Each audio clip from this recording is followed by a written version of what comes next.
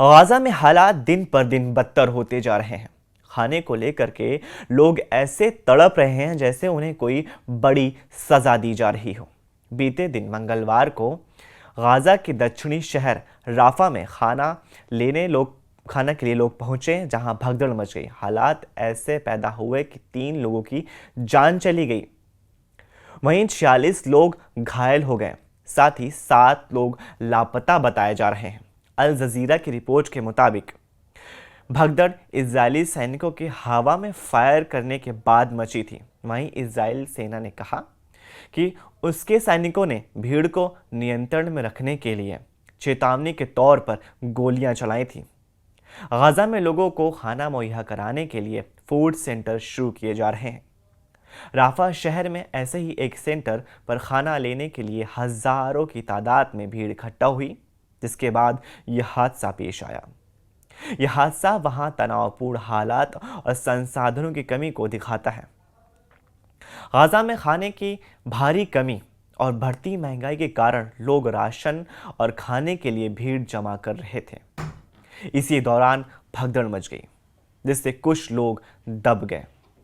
प्रशासन और राहत एजेंसियां मौके पर पहुंची और लापता लोगों की खोज में जुट गईं। गाजा के सरकारी मीडिया कार्यालय ने एक बयान में कहा कि राफा में मंगलवार के दिन जो कुछ भी हुआ वो एक जानबूझकर किया गया नरसंहार और एक पूर्ण युद्ध का अपराध है। अंतर्राष्ट्रीय संगठनों ने इस मामले पर चिंता जताई है और मानवतावादी मदद बढ़ाने की अपील भी की है। जानकारी के अनुसार गाजा में फिलहाल 1 हफ्ते के लिए मदद पहुंचाई जाएगी। इस दौरान इजराइल गाजा में खाना बांटने के लिए नए वितरण केंद्र बनाएगा। ये सेंटर इजरायली सेना की निगरानी में रहेंगे, जिसको अमेरिकी कंपनी हैंडल करेंगी। नई व्यवस्था के तहत गाजा के लोगों को गाजा ह्यूमैनिटेरियन फाउंडेशन यानी GHF के जरिए मदद दी जाएगी। हालांकि कई सहायता एजेंसियों ने इस योजना की आलोचना की है। उनका कहना है कि इससे मानव अधिकार का उल्लंघन होगा। अब GHF के बारे में बात करते हैं कि ये क्या होता है। GHF स्विट्जरलैंड में रजिस्टर्ड है। इसे पूर्व अमेरिकी मरीन जैक वुड्स इसे चलाते हैं। संयुक्त राष्ट्र UN का कहना है कि वो GHF के साथ काम नहीं करेगा क्योंकि ये निष्पक्ष नहीं है। गाजा में GHF के 4 वितरण केंद्र खोले जाने की तैयारी है, जबकि UN के पूरे गाजा में 400 वितरण केंद्र पहले से ही ओपन है। अगर GHF से गाजा के लोगों को खाना मिले तो बहुत कम लोगों तक ही मदद पहुंच पाएगी। वहीं पिछले 2.5 महीने में गाजा में UN और बाकी एजेंसियों ने खाद्य भंडार पूरी तरह से खत्म हो गए हैं। खाने पीने के सामानों की कमी के चलते गाजा में भुखमरी का खतरा लगातार बढ़ता जा रहा है, जिसकी वजह से अमेरिका समेत कई देशों का इजराइल पर दबाव भी बढ़ता रहा। जिसके बाद PM बेंजामिन नेतन्याहू ने बीते रविवार को गाजा पट्टी में ज़रूरी मदद फिर से शुरू करने का आदेश दिया था। नेतन्याहू ने कहा कि गाजा में मदद पहुंचना ज़रूरी है ताकि गाजा में भुखमरी की स्थिति पैदा न हो, क्योंकि इससे हमास के खिलाफ चल रहे सैन्य अभियान को नुकसान हो सकता है।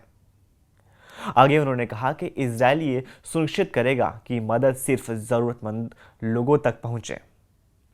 हाल ही में हमास और इजराइल के बीच बढ़ते संघर्ष के बाद दोनों पक्षों ने शांति स्थापना के लिए सीज फायर का फैसला लिया है। ये घोषणा जारी हिंसा को रोकने की दिशा में एक कदम माना जा रहा है। सीज फायर के तहत दोनों तरफ से फायरिंग और मिसाइल हमलों को रोकने का वादा किया गया है। इस दौरान स्थानीय नागरिकों की सुरक्षा को प्राथमिकता दी जाएगी। अब बात करते हैं कि सीज फायर ज़रूरी क्यों था। पिछले कई दिनों में गाजा में काफ़ी ज़्यादा हिंसा हुई थी, जिसमें कई हज़ार लोगों की मौत हो गई, जिसके बाद से अंतर्राष्ट्रीय दबाव बनाया गया।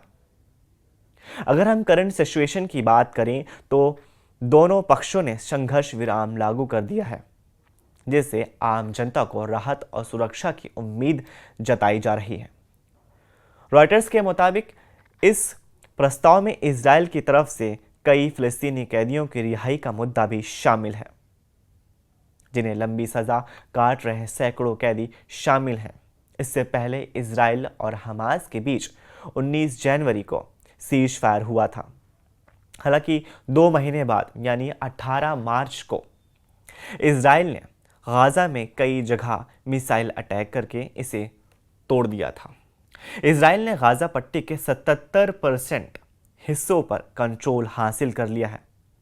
अल जज़ीरा की रिपोर्ट के मुताबिक यह दावा गाजा के सरकारी मीडिया ऑफिस ने बीते रविवार को किया था। उन्होंने इजराइल पर नरसंहार का आरोप लगाते हुए संयुक्त राष्ट्र और अंतर्राष्ट्रीय समुदाय से तुरंत हस्तक्षेप करने की मांग की है। बयान में कहा गया है कि इजरायली सेना ने बफर जोन, सुरक्षा कॉरिडोर और भारी गोलाबारी के जरिए गाजा के उत्तरी और दक्षिणी हिस्सों को अपने कब्जे में ले लिया है। बीते एक सप्ताह में 500 से अधिक लोगों की मौत हो चुकी है। इजराइल और हमास के बीच जारी संघर्ष ने पूरे इलाके को मानवीय संकट में ढकेल दिया है, जिससे मानवीय संकट और भी खतरनाक हो गया है। बीते हफ्ते यानी 24-25 मई को इजरायली हवाई हमले में कम से कम 182 यानी 182 फिलिस्तीनी मारे गए हैं, जिनमें कई मासूम बच्चे, महिलाएं और बुजुर्ग शामिल हैं। 7 अक्टूबर 2023 से शुरू इजराइल हमास जंग में अब तक 55,000 से ज़्यादा फिलिस्तीनियों की मौत हो चुकी है, जिनमें हज़ारों बच्चे, महिलाएं और बुजुर्ग शामिल हैं। गाजा की मीडिया कार्यालय ने इजराइल पर आरोप लगाया कि वह गाजा पट्टी से फिलिस्तीनी आबादी खाली करने की साजिश रच रहा है। ऑफिस ने कहा कि इजरायली सेना ने जबरन बेदखली, बमबारी, सहायता रोककर गाजा को तबाह कर दिया। ये पूरी तरह से एक नरसंहार है। कार्यालय ने दावा किया है कि गाजा का 70% से ज़्यादा बुनियादी ढांचा पूरी तरह से बर्बाद हो चुका है और करीब 19 लाख से ज़्यादा लोग बेघर हो चुके हैं। वहीं इजरायली अधिकारियों ने इन आरोपों को खारिज किया है। गाजा में अपनी कार्रवाइयों को हमास के खिलाफ टारगेट ऑपरेशन करार दिया है। इजरायली अधिकारियों ने कहा कि उनके हमले आतंकी संगठन हमास को खत्म करने के लिए हैं। वहीं इजरायली प्रधानमंत्री बेंजामिन नेतन्याहू ने हाल ही में घोषणा की थी कि गाजा में सैन्य अभियान तब तक जारी रहेगा जब तक हमास पूरी तरह से नष्ट और बर्बाद नहीं हो जाता। संयुक्त राष्ट्र और मानवाधिकार संगठनों ने गाजा में मानवीय संकट पर चिंता जताई है।